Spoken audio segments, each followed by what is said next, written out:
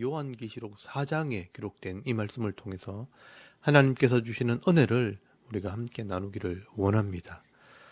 여러분, 이 요한계시록 4장 말씀에는 이후에 마땅히 일어날 일들에 대해서 기록을 하고 있습니다.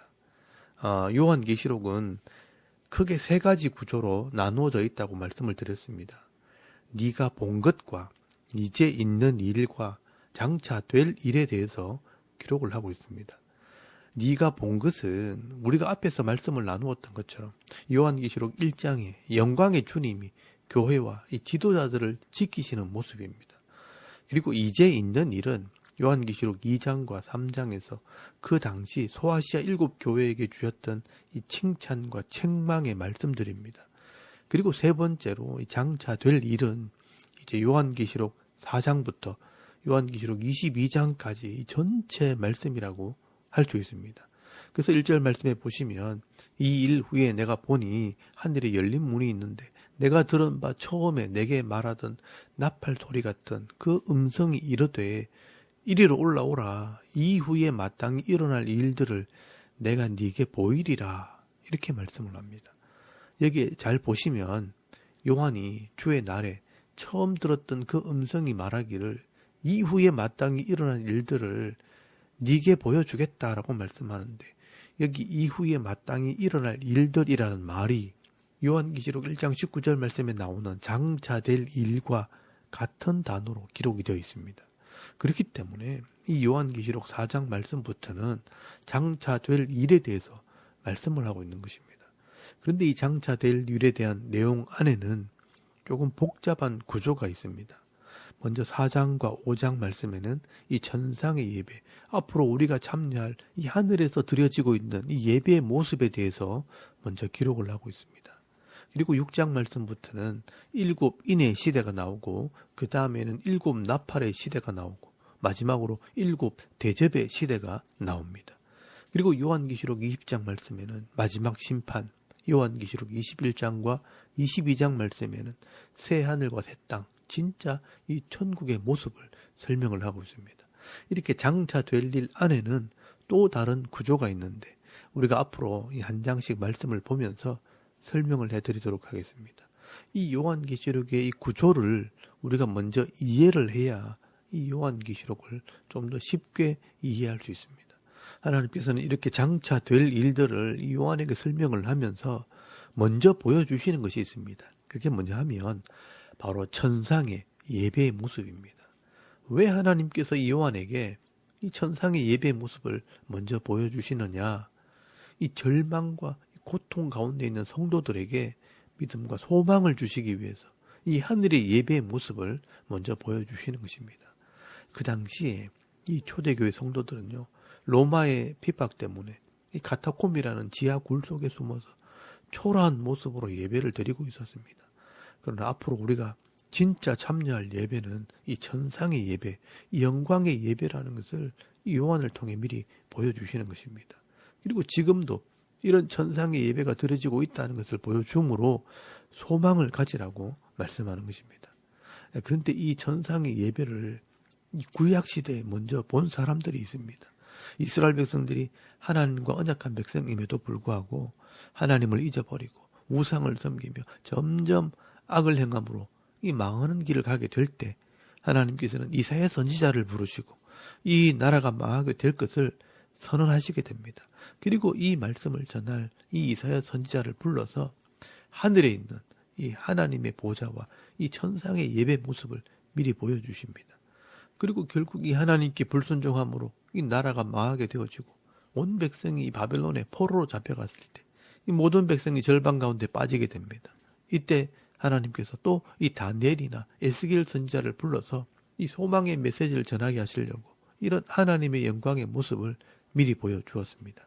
그리고 오늘 이 요한계시록 4장 말씀에 이 구약시대 이 다니엘이나 에스겔 선지자가 보았던 그 영광의 모습을 똑같이 보여주시고 있는 것입니다. 이 로마의 핍박 속에서 포기하거나 낙심하지 말고 이 하늘의 소망을 가지라고 요한에게 이 천상의 예배의 모습을 미리 보여주시는 것입니다.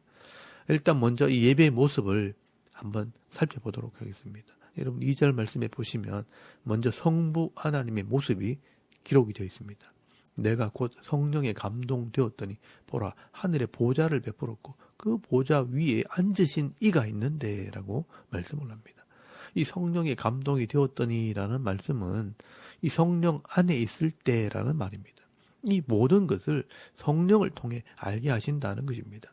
요한은 하늘의 보좌와 그 위에 앉으신 이를 보게 됩니다. 이 분이 바로 성부 하나님이십니다. 그런데 이 성부 하나님은 형상이 없기 때문에 그 모습을 보석으로 설명을 합니다. 이 땅에 있는 가장 아름다운 것으로 이 하나님의 모습을 설명하는 것입니다. 그래서 3절 말씀에 보시면 앉으신 이의 모양이 벽옥과 홍보석 같고 또 무지개가 있어 보좌에 둘렀는데 그 모양이 녹보석 같더라라고 설명을 합니다. 이 구약에서도 그렇지만 이 하나님은 형상이 없기 때문에 늘 보석을 가지고 설명을 한다는 것을 기억을 해야 합니다. 그리고 4절 말씀에 그 하나님의 보좌 주위에 24개의 보좌가 있고 그 보좌 위에 24장로들이 흰 옷을 입고 머리에 금관을 쓰고 앉아있다라고 말씀을 합니다. 여기 24장로에 대해서는 여러 가지 해석을 하지만 가장 유력한 해석은 이 구약과 이 신약의 교회의 대표를 말하는 것입니다. 이 구약의 하나님의 나라를 상징하는 12지파, 또 신약의 하나님 나라를 상징하는 12사도, 그래서 24장로들은 신구약의 이 교회를 대표한다라고 생각하시면 됩니다. 그래서 이 거룩함과 순결함을 상징하는 흰 옷을 입고 승리를 상징하는 금관, 이 멸관을 머리에 쓰고 있는 것입니다. 그리고 5절 말씀에 이 보좌에서부터 번개와 음성과 우레소리가 나면서 이 보좌 앞에 켜져 있는 7 등불을 보여주십니다. 그리고 이 7 등불을 설명을 하는데 이는 이 하나님의 7 영이라고 설명을 하고 있습니다. 이 모습은 이 구약시대에 이 하나님께서 이스라엘 백성들에게 율법을 주실 때 그런 이미지, 그런 모습들을 설명을 하는 것입니다. 여러분 출애굽기 19장 6절 말씀이나 출애굽기 20장 18절 말씀에 보시면 하나님께서 시내산에 내려오셔서 이 자기 백성들과 언약을 하시면서 십계명을 주시고 율법을 주실 때 이런 모습으로 강림하시게 됩니다. 그래서 이 번개와 우레와 음성이 나오게 됩니다. 이 모습은 이스라엘 백성들에게 율법을 주실 때 이 하나님의 모습과 같은 것입니다. 그리고 7 등대는 이 성소 안에 있는 등잔대입니다. 이 모든 것이 이 성도의 심령에 이 말씀을 깨닫게 하는 그 성령을 상징하는 것입니다. 그래서 이 7 등대는 하나님의 7 영이라 성령이라고 말씀하는 것입니다. 이 성령의 주된 사역이 하나님의 말씀을 밝게 깨닫게 하는 사역이기 때문에 이런 모습으로 설명을 하는 것입니다. 그리고 6절 말씀에는 이 보좌 앞에 이 수정과 같은 유리바다가 있고 네 생물이 있다라고 말씀을 합니다. 이 수정 같은 유리바다는 이 솔로몬 성전 앞에 있는 놋바다와 같은 것입니다. 이 놋바다에 물이 담겨져 있고 이 물은 성전에 들어갈 제사장들이 손과 발을 씻는 물입니다. 이 제사장들도 하나님 앞에 나갈 때 죄인들이기 때문에 정결해져서 나가야 된다는 것입니다. 그처럼 이 하나님의 보좌 앞에 이 수정같이 투명한 유리바다가 있다는 것은 하나님 앞에 나가는 모든 자들은 깨끗이 씻겨져야 할 것을 말씀하는 것입니다. 회개하는 자들이 하나님 앞에 나아간다는 것입니다. 그리고 보좌 주위에 네 생물은 케루빔이라고 하는데 천사들입니다. 이 구약에서는 이 케루빔을 그룹이라고 기록을 하고 있습니다. 그래서 이 그룹이라는 것은 천사들을 말하는 것입니다. 이 케루빔은 에스겔서 1장 10절과 에스겔서 10장 4절, 10장 20절 말씀에 보시면 이 모습들이 이미 기록이 되어 있습니다. 그래서 이 에스겔은 그룹인 줄 내가 알았다. 그들이 천사라는 것을 알고 있었다라고 기록을 하고 있습니다. 그런데 이 천사들의 모습이 특이하다는 것입니다. 하나는 사자 같고 하나는 송아지 같고 또 하나는 사람 같고 또 독수리 같다라고 말씀을 합니다. 우리가 알고 있는 그런 천사의 이미지와는 다르다는 것입니다. 이것은 천사들의 사역을 표현하는 이미지입니다. 이 사자같이, 송아지같이, 독수리같이, 사람같이 사역한다라고 해석을 하기도 하고요. 또 이 천사들의 이 모습은 모든 창조물들의 대표를 상징한다라고 해석을 하기도 합니다. 이 세상의 모든 피조물들을 대표해서 하나님을 섬기는 이 천사들의 모습을 그렇게 설명을 한다는 것입니다. 그래서 이 천사들의 하는 이 사역이 무엇인가? 오늘 본문에 보시면 밤낮 쉬지 않고 보좌에 앉으시니 이 성부 하나님을 찬송하는 것입니다. 여러분 8절 말씀에 보시면 그 찬송의 내용이 기록이 되어 있습니다. 네 생물이 각각 6날개를 가졌고 그 안과 주위에는 눈들이 가득하더라. 그들이 밤낮 쉬지 않고 이르기를 거룩하다 거룩하다 거룩하다 주 하나님 곧 전능하신 이여 전에도 계셨고 이제도 계시고 장차 오실이라 하면서 이 찬송을 올려드리는 겁니다. 이 하나님의 다스리심을 찬양을 하는 겁니다. 그리고 9절 말씀해 보시면 이 찬송의 목적이 나옵니다. 영원히 살아계시는 이 성부 하나님께 영광과 존귀와 감사를 돌린다라고 말씀을 합니다. 이렇게 천사들이 이 성부 하나님을 찬송하게 될 때 이 신구약의 성도들을 상징하는 이 24장로들이요. 이 면류관을 내려놓습니다. 그리고 이 성부 하나님께 경배를 드리게 됩니다. 여러분 10절 말씀에 잘 보시면 24장로들이 보좌에 앉으신 이 앞에 엎드려 세세토록 살아계시는 이에게 경배하고 자기의 관을 보좌 앞에 드리며 이르되 우리 주 하나님이여 영광과 존귀와 권능을 받으시는 것이 합당하오니 주께서 만물을 지으신지라 만물이 주의 뜻대로 있었고 또 지으심을 받았나이다 하면서 경배를 드립니다. 여러분 여기 엎드린다, 경배 드린다는 것은 예배를 말하는 것입니다. 이렇게 오늘 요한계시록 4장 말씀에 나오는 이 예배의 모습은 천상에서 드려지고 있는 이 성부 하나님에 대한 이 예배와 이 찬송의 모습을 기록하고 있는 것입니다. 이 구약과 이 신약의 모든 성도들과 천상에 있는 이 영적인 존재들과 이 천사들이 하나님의 다스리심을 찬송하고 예배하는 것입니다. 이 모습이 영광의 모습이고 우리가 앞으로 참여하게 될 예배의 모습이라는 것입니다. 하나님께서 이 당시 이 죽음의 두려움과 핍박 때문에 절망 가운데 숨어서 예배드리는 이 성도들을 위로하시고 소망을 주시려고 이 천상의 예배 모습을 미리 보여주시는 것입니다. 당시의 이 초대교회 성도들은요, 이 요한의 편지를 통해 이 천상의 예배 모습을 분명히 이해했을 것이고 그렇다면 그들은 정말 위로를 받았을 것입니다. 예수를 믿는 것 때문에 고난을 당하기도 하고 이 번듯한 예배당에 모여서 예배드리지도 못하고 비록 토굴에서 숨어서 예배를 드리지만 지금도 이 천상에서는 이 땅에 있는 성도들을 기다리면서 이런 천상의 예배가 드려지고 있고 또 잠시 후면 우리가 이 예배에 참여하게 된다는 이 확신을 가지게 될 때 인내와 소망을 가지게 되는 것입니다. 여러분 우리도 마찬가지입니다. 어떤 사람들은 큰 예배당에 모여서 예배를 드리기도 하고 또 어떤 사람들은 이렇게 상가 건물에 이 작은 무리들과 함께 예배를 드리기도 하고 또 이 북녘 땅에 있는 성도들은 지금도 숨어서 산속에서 지하교회에서 예배를 드리기도 하고 또 이 선교지에서는요 밀림 속에서 사막 가운데 이 천막을 쳐놓고 예배를 드리는 그런 성도들도 있을 것입니다. 우리가 이 땅에서 드리는 이 예배의 모양과 이 초소는 다 다르지만 중요한 것은요 이 땅에 있는 모든 성도들이 끝까지 믿음을 잃지 않게 될 때 오늘 이 요한계시록 4장 말씀에 기록되어 있는 이 하나님의 보좌 앞에서 다 같이 함께 모여서 예배드리는 그 날이 있다는 것을 여러분 기억하실 수 있길 바랍니다.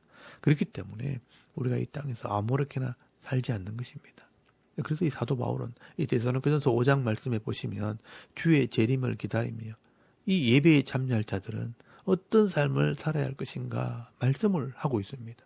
이 말씀을 묵상하면서 오늘 이 하루를 시작하겠습니다.